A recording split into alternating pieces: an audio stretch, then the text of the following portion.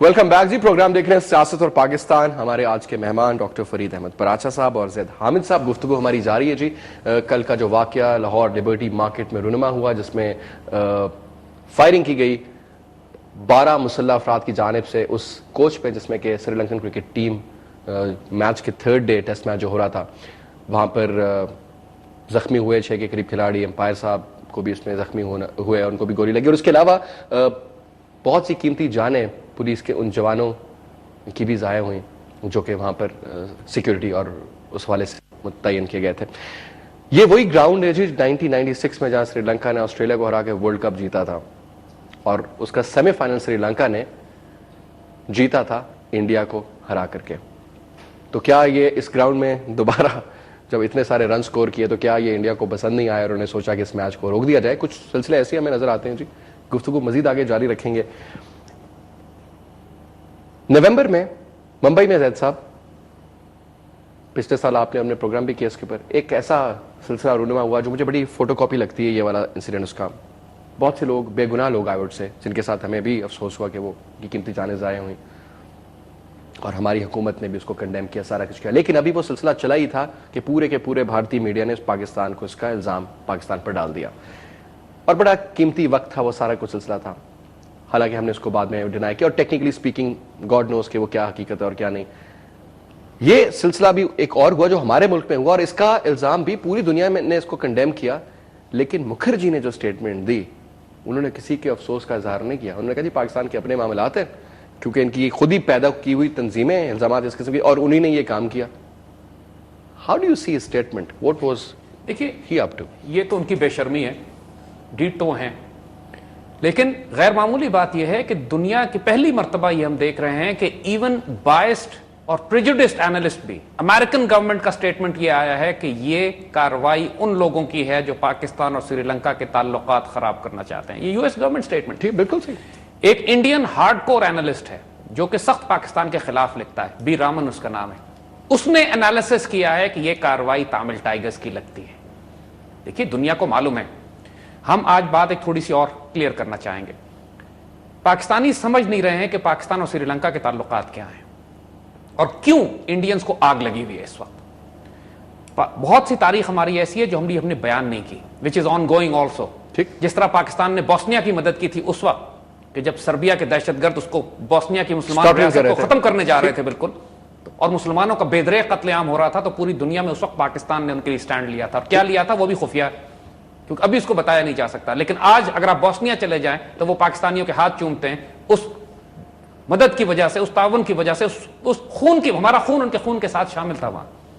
اسی طرح سری لنکا ایک چھوٹا سا ملک ہے, امن پسندوں کا ملک ہے, اچھے لوگ ہیں, پاکستان سے پیار کرنے والے لوگ ہیں, ہر مشکل وقت میں انہوں نے ہمارا ساتھ دیا. اب 20 سال سے سری لنکا میں ایک دہشت گرد موومنٹ تامل ٹائیگرز کی چل رہی تھی جس نے سری لنکن کی جان عذاب میں کی ہوئی تھی. اب بیچارے اپنے طور پر کوشش کر کے تھک گئے تھے اور انڈیا کی پوری طاقت تاملز کے پیچھے تھی اور ممکن نہیں تھا سری لنکنز کے لیے کہ یہ تامل ٹائیگرز کو پیچھے ہٹا سکتے. ٹھیک, اب پاکستان نے ان کی براہ راست مدد کرنا شروع کی تھی. ہمارے ان سے دفاعی معاہدے ہوئے تھے, پاکستان کا ایمونیشن سپلائز, اکوپمنٹ, ایڈوائزرز اور بھی بہت کچھ. اور اب پہلی مرتبہ 20 سال کے بعد حالت یہ ہوئی ہے الحمدللہ کہ تامل ٹائیگرز کو جڑ سے اکھاڑ کے پھینک دیا گیا سری لنکا سے. ایک آدھے ڈسٹرکٹ میں رہ گئے, باقی سب سے وائپ آؤٹ کر دیا. پہلی دفعہ وہ بھیک مانگنے پہ آ گئے. پر بھاکرن ان کا سربراہ جو کہ پورے ریجن میں دہشت گردی کیمپین کرتا تھا, انڈینز نے بڑی مشکل سے جان بچا کے اس کو نکالا ہے وہاں پہ, اور بیٹھ کو اپنے زخم چاٹ رہے ہیں تامل ناڈو میں. انڈینز کو اور تاملز کو بڑی سخت آگ لگی ہوئی ہے.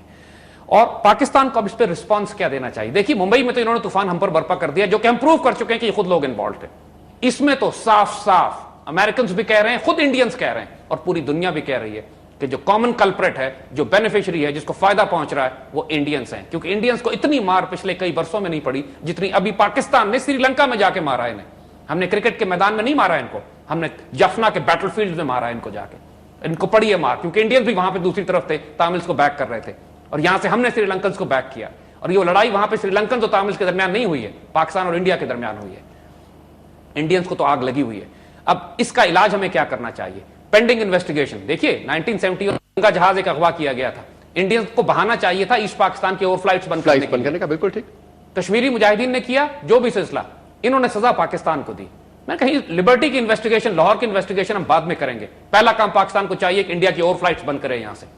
ہم انویسٹیگیٹ کر کے دیکھیں گے کہ معاملہ کیا ہے. جب تک انویسٹیگیشن نہیں ہوتی تو ہمارا کوئی جہاز ہمارے اوپر سے نہیں جائے گا. ذرا چوٹ لگائیں نا ان کو اس بات پہ تھوڑی سی. انہوں نے بھی تو ہمارے ساتھ کیا.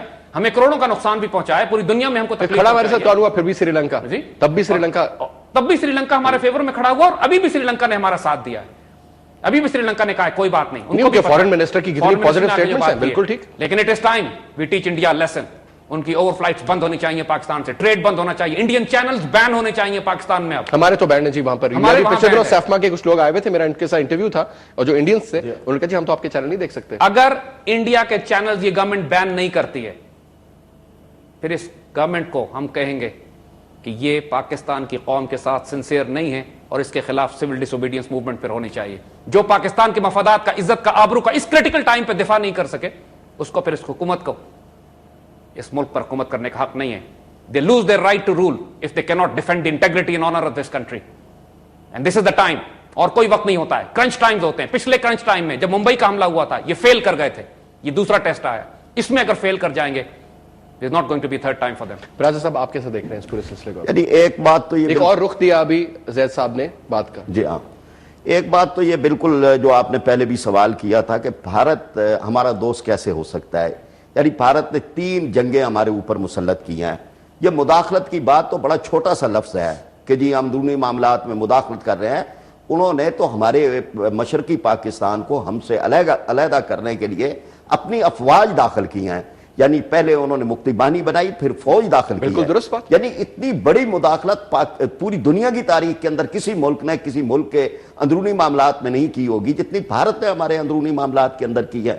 پھر بھارت نے ہمیں نقصان پہنچانے کا کوئی موقع ضائع نہیں کیا. ہر جگہ پہ انہوں نے پاکستان کو نقصان پہنچایا. ابھی پانی بند ہیں ہمارے, یعنی جس میں جو معاہدہ تھا سنتھاس کا اس کے مطابق یہ ڈیم نہیں بنا سکتے تھے, لیکن اب وہ ڈیم جو ہیں وہ بھی بن رہے ہیں.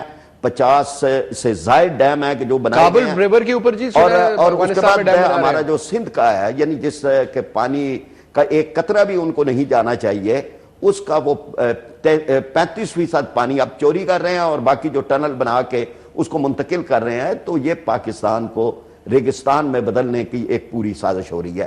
ایک پہلو تو اس کا یہ ہے. دوسری بات یہ کہ جی ہمارے ہاں جو ہمارے اپنے حکمران ہیں ہمیں سی بی ایمز کی بات کرتے رہتے ہیں, اور بھارت کے ساتھ بس تعلقات معمول پہ آنے چاہیے. ایک فوجی ڈکٹیٹر بھی جو پہلے رہا وہ اس نے بھی یہی راگ و الاپتا رہا. اب جو بغیر وردی کے آمر ہیں وہ بھی یہی بات کرتے ہیں. لیکن اس کے نتیجے کے اندر جو پاکستان کو نقصان پہنچے ہیں اور پہنچ رہے ہیں, یعنی ایک طرف جو ہے وہ انہوں نے باڑ بنا لی, اس پر پاکستان ایل ایس سی کو پرماننٹ کر بیٹھے, ایل او سی پر انہوں نے بنا لی ہے, باڑ بنا دی. اس دوران جو ہے وہ بگلیار ڈیم ہی اسی دوران بنا.